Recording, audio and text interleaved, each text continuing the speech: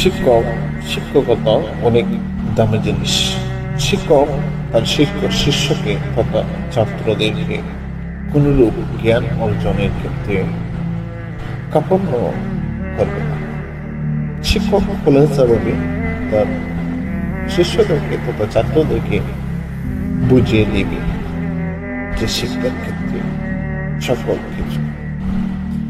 শিক্ষকের করণীয়তার ক্ষেত্রে শিক্ষকরা গুরুত্বপূর্ণ কোনো কর্ম, কোনো বক্তব্য ছাত্রদেরকে দিবে এবং তাদেরকে বিরত থাকার জন্য নির্দেশ দিবে।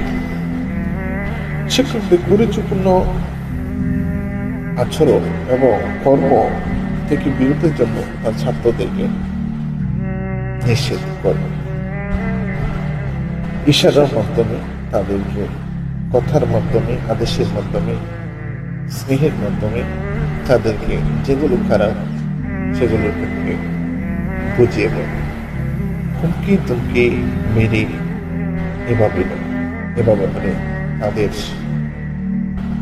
ভীতির পর্দা দূর হয়ে যাবে। সেজন্য খেয়াল রাখতে হবে শিক্ষক এমনভাবে তার ছাত্রদেরকে বোঝাবে যেন সে ছাত্র শিক্ষককে সেভাবে বোঝাবে। সে যে শাস্ত্র শিষ্যকে তথা ছাত্রকে শিক্ষা দেয় তাছাড়া অন্যান্য শাস্ত্রের ভীত শ্রদ্ধ না করে তাদেরকে ধমকি হুমকি দিয়ে নয়, তাদেরকে স্নেহের মাধ্যমে শিক্ষা দিতে হবে, জানিয়ে দিতে হবে শিক্ষার মহত্ব, শিক্ষার গুণ।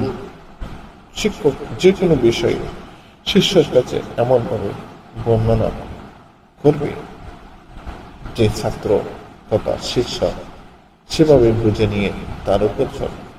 এবং শিক্ষক এমনভাবে শিক্ষা দিবে